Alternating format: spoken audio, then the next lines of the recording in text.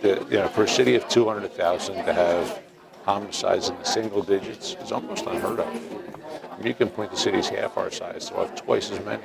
So it's, yeah. And the ones that we do have tend to be people who are involved in criminality to start with. Drug dealing, those types of things.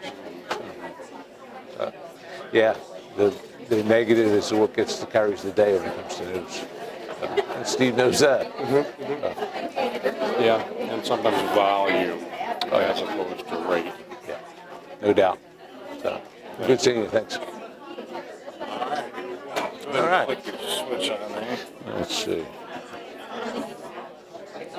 I am switched. Talk. See you there. Good afternoon. Hey, there we go. Hey, I'm on. All right. Good afternoon, everybody. Thank you for joining us this afternoon. The last of our series of speakers during Public Health Week for 2017. Good to see such a good crowd here.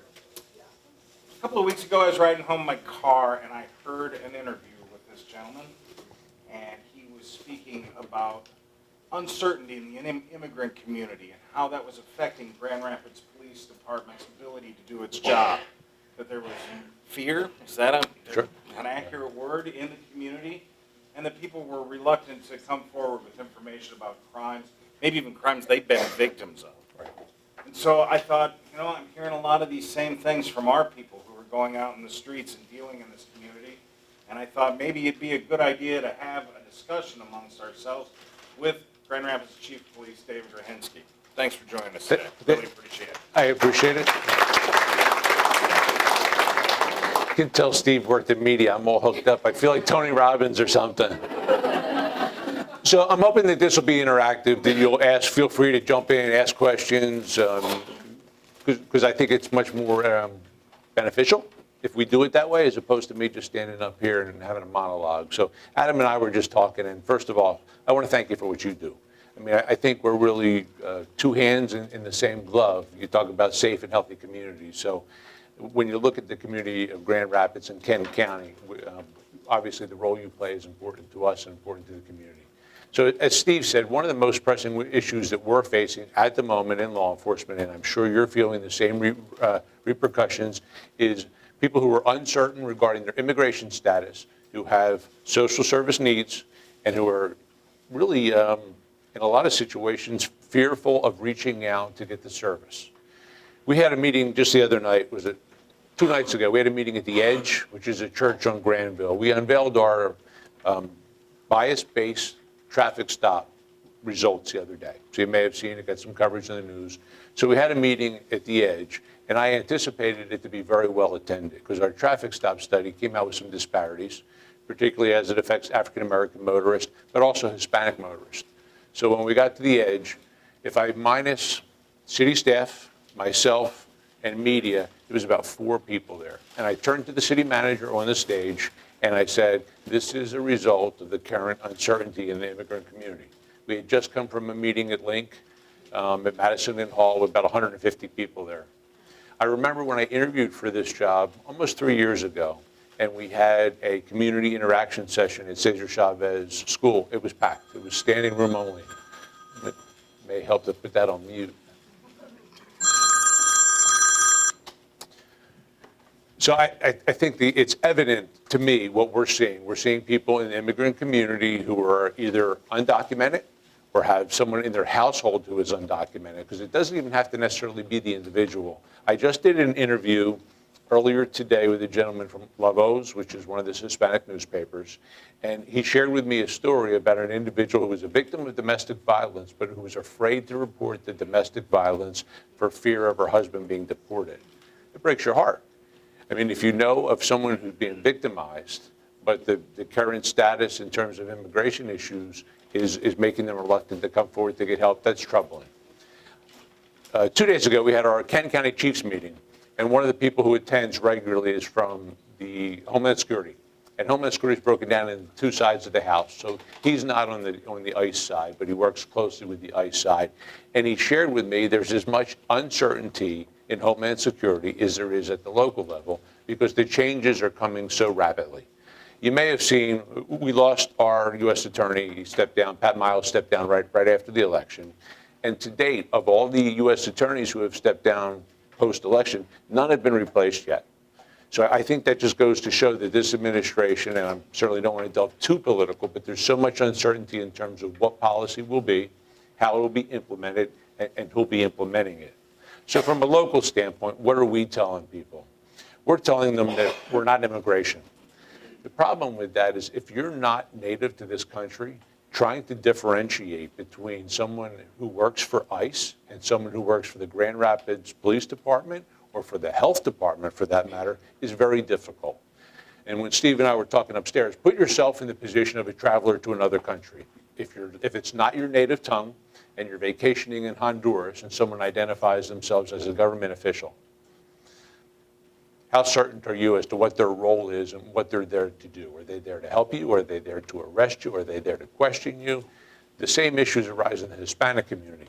One of the challenges that we face in law enforcement is ICE is and continues to identify themselves as police. So when they show up at the door and they knock, they identify themselves and announce themselves as police. And I understand why that happens. It's kind of the universal term. In most countries, some form of police, polizei, gets recognized as being law enforcement. But here, what we're trying to get the people in Grand Rapids to do is recognize there's a difference between what the Grand Rapids Police Department does, what the Kent County Sheriff's Office does, and what the federal authorities do. So does anyone have any understanding in terms of what it takes to get deported in terms of an arrest? Here's the way it currently works. And the term sanctuary city, did everyone, or I'm sure some of you saw where Lansing became a sanctuary city for about 72 hours? We had some of those similar discussions here in Grand Rapids, and that's very much, even the term lends itself to uncertainty. Mayor Bliss called a meeting with law enforcement, community leaders, and we discussed whether Grand Rapids wanted to move in that direction. The fear with the moniker of sanctuary cities is you lose federal funding. Here in Grand Rapids, that would be substantial. So the mayor kind of took a path of identifying our city as a welcoming city, but not going so far as to identify as a sanctuary city. And the difference is sanctuary cities are those that are proclaiming themselves as sanctuary cities. When someone's arrested, they don't share that data with the federal authorities. So if there is a detainer or someone's here illegally, they don't notify their federal counterparts to begin the process of deportation. So here, to a certain extent, for us even to have the conversation about being a sanctuary city really wouldn't be appropriate. We don't run the jail. So if I arrest someone for DUI on the way home tonight and I book them into the Kent County Jail, regardless of what policies the Grand Rapids Police Department may have, if it's the sheriff's policy to notify his federal counterparts, our federal counterparts, about that arrest, then that person, based on their immigration status, could be deported. And DUI is one of the ones that they're taking a very hard line on. And I understand that. In some people's minds, it may not seem like a huge crime, but can you imagine if they didn't act on it and then someone was killed in a subsequent secondary DUI, what the criticism would be about how that was preventable if the government had fulfilled their obligation the first time around. So I understand why the emphasis on DUI, but when you go to immigrant communities and explain that an arrest for a DUI, based upon your immigration status, you may not go home again. You know, if you've got a wife and kids and a job, which in a lot of cases is what we're seeing, and you get arrested for DUI, the sheriff shares all of his arrest data with the feds. He sends over everything. And I, from my perspective, again, not to delve too political, but I appreciate his response. He's not identifying, he's giving them all the data. It's their obligation to identify and place the appropriate detainers on individuals and then take the appropriate action based on their protocol. Problem is their protocol is changing day by day. So when we go to these meetings, we tell people, look, if you need police, we're not there to ask you your immigration status. If you're the victim of a burglary, if you're the victim of domestic violence, we will put you in touch with the social services you need. We'll take your report. We'll get you the help you need. Here's the challenge is that only goes so far.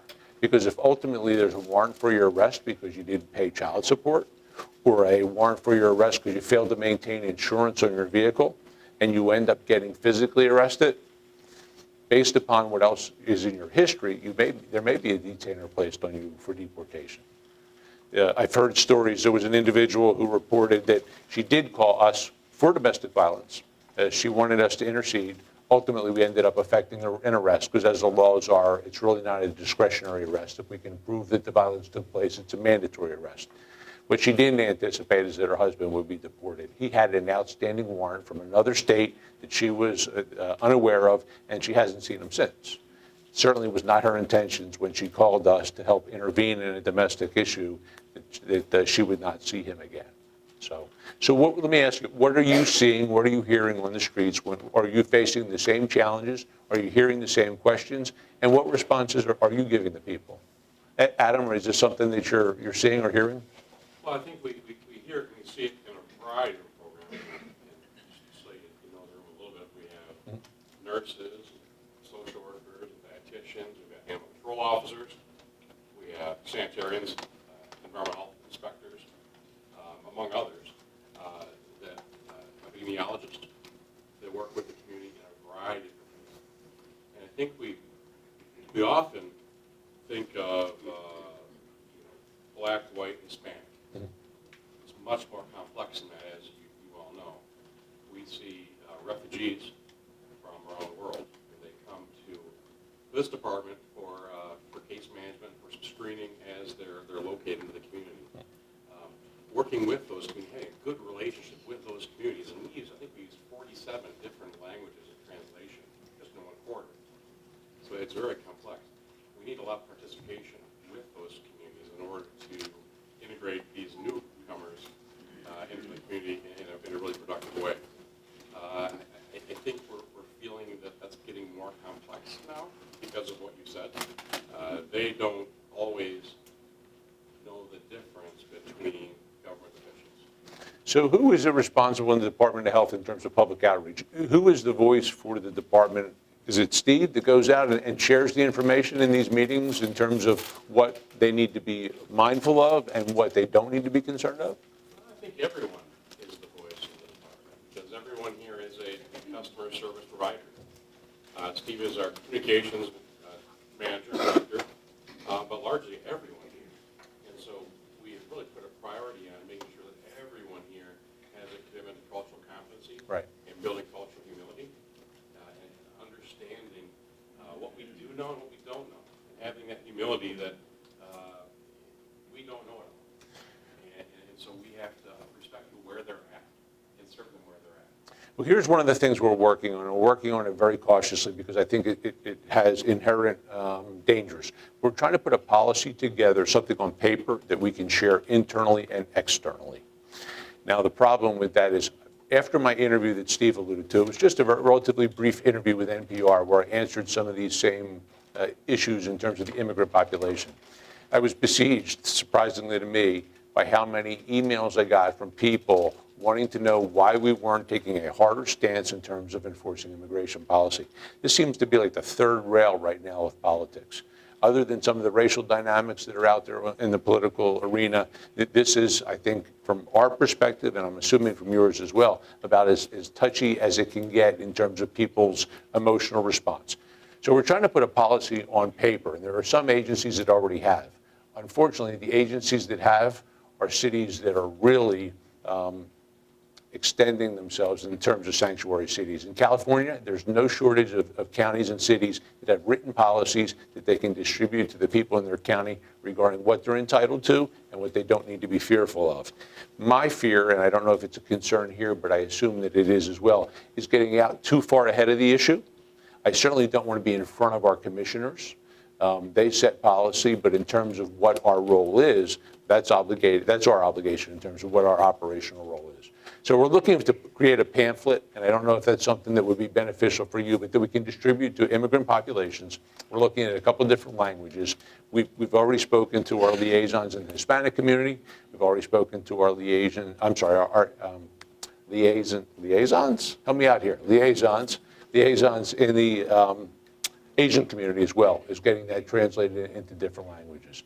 My fear is that the moment we go to print, it'll end up online, and once again, we'll end up the target of criticism. So I've kind of given you about 20 minutes to open things up, and I can certainly talk for 20 more very easily, but I want to ask if there's any questions or what you're seeing. Well, I don't have a question. It's just what you mentioned about, what kind of crimes are deportable